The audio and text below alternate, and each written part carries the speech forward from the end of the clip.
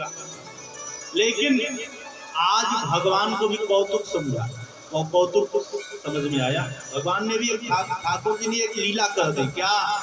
जैसे डुबकी लगा करके निकला, भगवान भी लंबा चौड़ा तिलक लगाए, धोती कुर्ता पीला पीला पहने। भगवान ने कहा भगत की जय हो भगत की जय हो।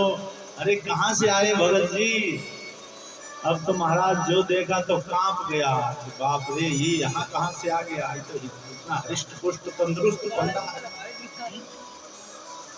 यहाँ कहाँ से आ गया? कहा कि महाराज जी मैं स्नान करने के लिए आया हूँ बाबा। कहा कि बस, कहा कि महाराज मुर्गा घाट भी नहीं छोड़ते। हाँ? तो पंडा बाबा ने कहा कि मैं इसी घाट का पंडा हूँ। कहा कि इसी घाट पर रोज बैठते हो? कहा कि नहीं, कभी कभी आता हूँ, साल में एक आध दिन आ गया। और आप जैसे बड़े बड़े दाता मिल जाते हैं जो इकट्ठे साल 2 साल की व्यवस्था करके चले जाते। तो उसने कहा कि महाराज साल 2 साल की छोड़ो, हम तो एक दिन की भी व्यवस्था करने वाले नहीं है। कहा क्यों? कहा कि हमने कुछ लाया ही नहीं है। कहा कोई बात नहीं, नहीं लाए हो तो कह दो, तो बाद में देंगे। तो उसने सोचा कि चलो कहने में क्या जाता है। कहा कि ठीक है महाराज, कभी दे दूंगा, आऊंगा। तो स्नान ध्यान किया, टीका चंदन लगाया, फिर बेचारा पैदल का रास्ता पकड़ा, घर पहुंच गया। अभी घर में जैसे गया, पंडितानी उसकी पत्नी ने पूछा करे भाई टीका चंदन लगाए हो, कुछ ले गए थे क्या दान वान करने के लिए? उसने कहा कि नहीं। कहाँ ले गए थे? पंडित जी मिल गए थे और हमने कह दिया कि कभी दे देंगे, अब हमें दोबारा थोड़ी जाना है। अब तो महाराज तब तक हुआ क्या, दरवाजे पर आवाज आई, दरवाजा खोलो। दरवाजा खटखटाया किसी ने, देखा कि पीला पीला धोती कुर्ता पहने, टीका चंदन लगाए, गमछा साफा लगाए। पंडितानी ने कहा कि तुम कह करके आए थे, पंडा बाबा दरवाजे पर आ गए हैं, क्या बोला था देने के लिए? उसने कहा कि आ गया, इतना जल्दी आ गया, पीछे पीछे आ रहा था क्या मेरे? है?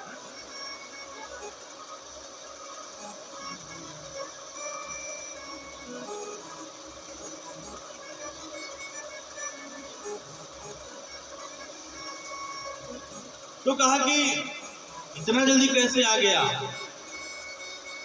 उसने कहा कि कह दो कि भी हारे थक आए हैं, थोड़ा तबीयत ठीक नहीं लग रहा। अच्छा कोई बात नहीं, जब तबीयत ठीक नहीं तब भी यहीं रहेंगे। कहा कि पंडा बाबा गए? कहा कि नहीं गए नहीं, वो बोल रहे कि यहीं रहेंगे। तो उसने कहा कि जाकर बोल दो पंडा से कि भगत मर गए। अब तो महाराज पत्नी ने आकर कह दिया कि अब नहीं रहे इस दुनिया में। उसने कहा कि अरे बाप रे, मेरे घाट पर गए थे, स्नान करने के लिए चले गए, तो मैं ऐसे थोड़ी छोड़कर चला जाऊंगा, वही ले जाऊंगा।